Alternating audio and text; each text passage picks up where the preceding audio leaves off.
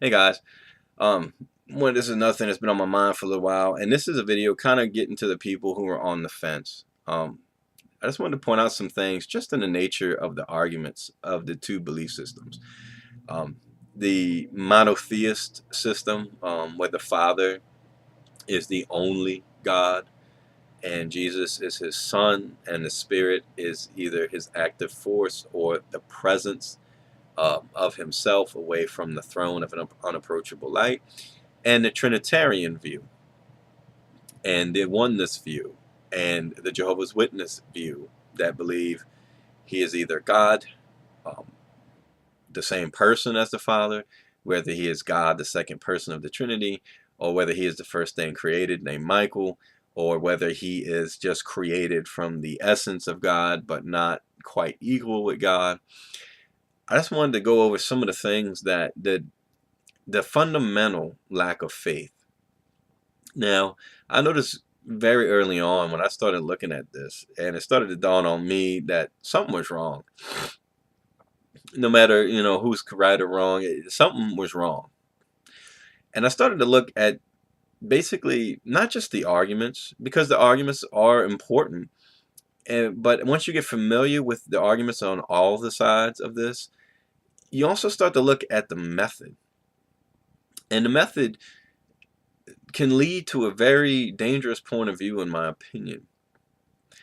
The Trinitarian position, or I just call it the Jesus is pre-existent / God position.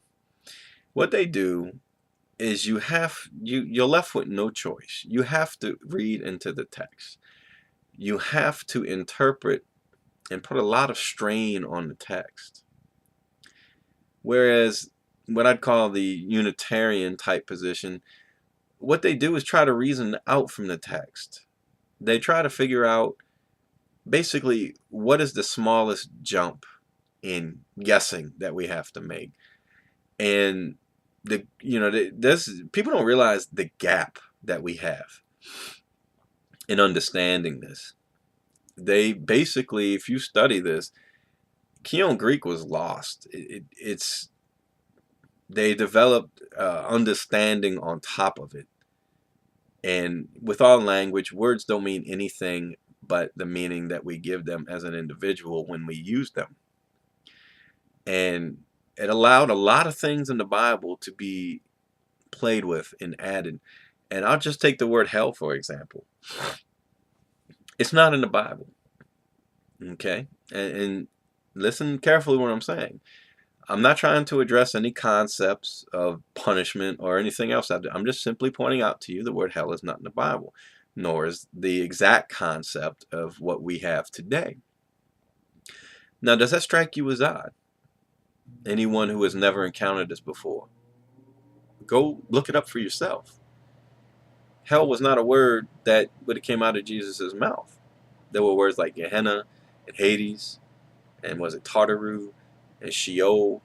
There were all these other words, but when you read each occurrence of where that word happened, you get a very different flavor for what is going on.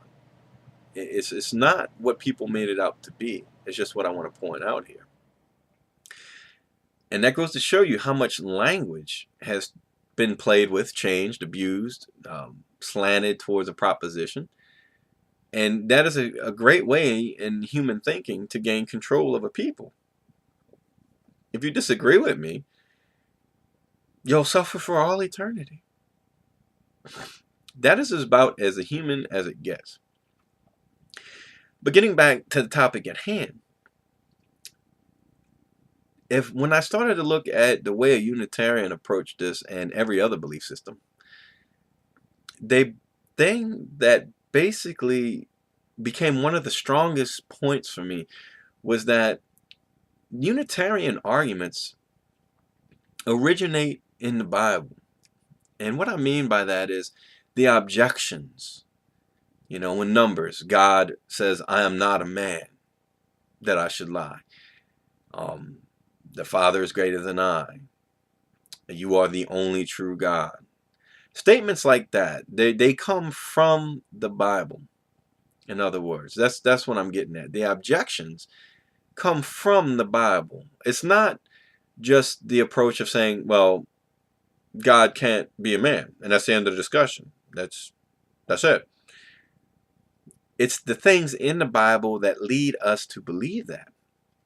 But when you look on the other side of the fence, ultimately, what you have is a manifestation of a lack of faith, in my opinion. And the reason I say that is because when you encounter these cogent arguments for every Trinitarian and pre-existence position that there is, they ultimately say Jesus had to be God. Otherwise, ...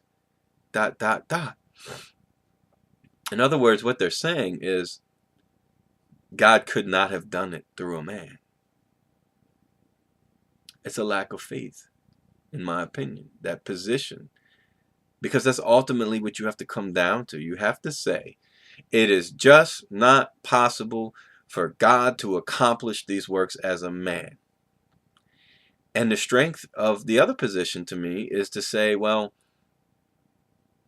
I mean, God, I guess, could have become a man, but according to the biblical text, he is not a man, and nor did he become a man. What he did was you're right, God manifested in the flesh. He went into the flesh of Jesus. That's what he did.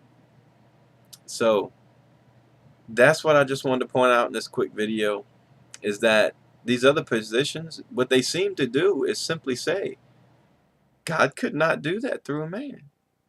They just don't have enough faith to believe that you could see God's face in Jesus's face.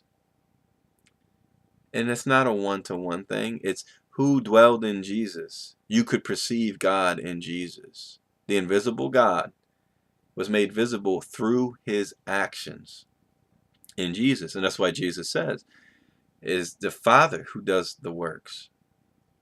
And I don't think he was getting at, like the little things. And his works were what he was doing. The prophecies, the reconciling of the world. That's what he was doing through Jesus. And the other position simply just goes on to state that that's just not possible. God's just not strong enough. He's not powerful enough to do that through a man. There's no way. Whereas the biblical Unitarian type objection is actually much more faith-based. I'm not saying God could or could not do anything. What I'm saying is the text points out, according to Jesus' own testimony and according to the Old Testament, that he's not a man.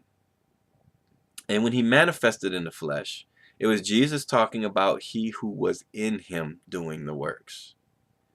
It's a biblical objection.